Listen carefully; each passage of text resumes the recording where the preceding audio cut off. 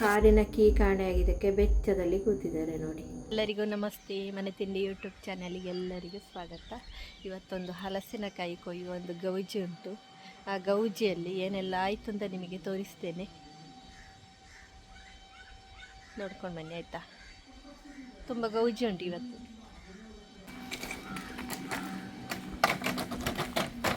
ನೋಡಿ ಗೈಸ್, ಹಲಸಿನಕಾಯಿ ಚೆನ್ನಾಗಿದೆ, ಸೂಪರ್ ಹಲಸಿನ ಹಣ್ಣು. ಒಂದು ಒಳ್ಳೆ ಪಾಯಸ ಮಾಡಿ ತೂಬೇಕು. ಪಾಯಸ ಮಾಡ್ತೇನೆ ಹೇಳಿದ್ದಾರೆ, ಇದೆಲ್ಲ ನಿಮಗೆ ಬೇಳೆಲ್ಲ ತಲೆ ಮೇಲೆ ಬಿದ್ದರೆ ಈಗ ಇದು ಹಿಡ್ಕೊ, ಅದೇನಾಗ್ಲಿಕ್ಕಿಲ್ಲ. ನೀನು ಬೀಳುವವರೆಗೆ ಹಾಗೆ ಹೇಳು.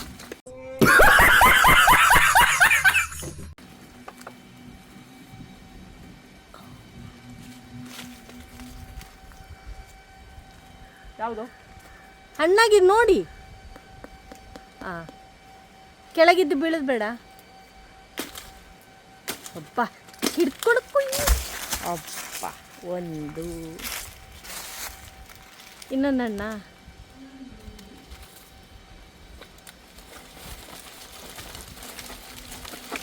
ಈಚ್ ಎರಡು, ಅದು ಹಣ್ಣು.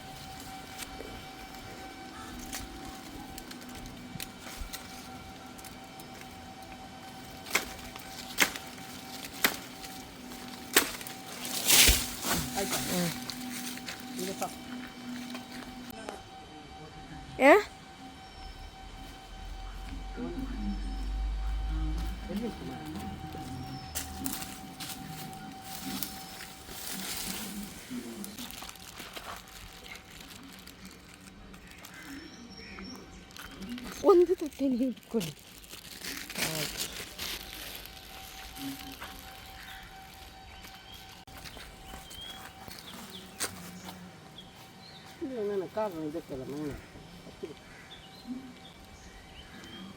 ಹಲಸಿನ ಹಣ್ಣನ್ನು ತಗೊಂಡು ಹೋಗ್ತಾ ಇದ್ದಾರೆ. ಸೀಟ್ ಮೇಲೆ ಇಡಬೇಡಿ. ಈ ಸಲ ಹಲಸಿನ ಹಣ್ಣು ಸುಮಾರಾಗಿದೆ, ಎಲ್ಲ ಬಿದ್ದು ಕೊಳತು ಹೋಗ್ತಾ ಉಂಟು. ಹಲಸಿನ ಹಣ್ಣೆಲ್ಲ ಕೊಯ್ದು ಕಾರಲ್ಲಿಟ್ಟು ರೆಡಿ ಮಾಡಿ ಹೊರಡುವಾಗ ಎಂತ ಕೀ ಇಲ್ಲ, ಕಾರಿನ ಕೀ ಎಲ್ಲೋ ಕಳೆದೋಗಿದೆ. ಇನ್ನೊಂದು ಕೊರಗಜ್ಜನಿಗೆ ಒಂದು ಹರಕೆ ಹೇಳಿದ್ರೆ ಸಿಗ್ಬೋದಾ ಅಂತಲ್ಲ. ಇಲ್ಲೆಲ್ಲ ಅಪ್ಪ ಏಣಿ ಇಟ್ಟು ಕೊಯ್ದಿದ್ದಾರೆ. ಇಲ್ಲೆಲ್ಲಾದ್ರೂ ಬಿದ್ದಿರ್ಬೋದಾ? ಬಿದ್ದಿದ್ರು ನೋಡಿ, ಇಲ್ಲಿ ದರಗುಂಟು, ಕಾಣಲಿಕ್ಕಿಲ್ಲಲ್ಲ, ಇಲ್ಲಿಂದ ಕಾಣೋದು.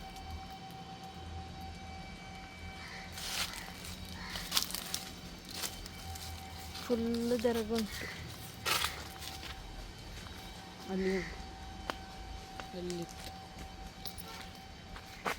ಇಲ್ಲಿ ಹಲಸಿನ ಹಣ್ಣು ತೊಟ್ಟೆಲ್ಲ ಹಾಕಿದಾರಲ್ಲ.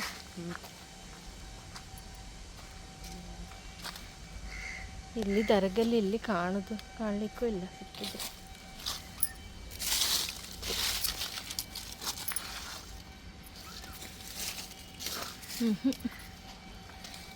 ಇನ್ನೆಂತ ಮಾಡೋದು?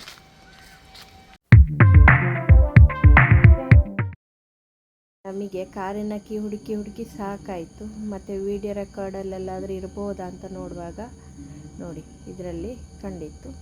ಹಾಗೆ ಕಾರಿನ ಕೀ ಹುಡುಕಿ ಸಾಕಾಯಿತು. ಕೊನೆಗೆ ಮತ್ತೆ ನಾವು ಕೊರಗಜ್ಜನಿಗೆ ಹರಕೆ ಹೇಳಿ ಹುಡುಕಿದ್ವಿ. ಒಂದು ಅರ್ಧ ಗಂಟೆಯಲ್ಲಿ ಮತ್ತೆ ಸಿಕ್ಕಿತ್ತು.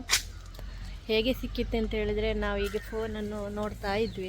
ನಮಗೆ ಇದು ಹುಡುಕಿ ಬಚ್ಚಿತ್ತು. ಹಾಗೆ ಫೋನನ್ನು ನೋಡ್ತಾ ಇದ್ವಿ, ಆಗ ವೀಡಿಯೋದಲ್ಲಿತ್ತು.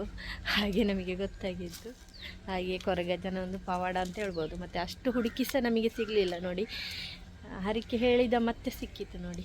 ಹಾಗೆ ಇವತ್ತಿನ ವಿಡಿಯೋವನ್ನು ಮುಗಿಸ್ತಾ ಇದ್ದೇನೆ. ಎಲ್ಲರಿಗೂ ಧನ್ಯವಾದಗಳು.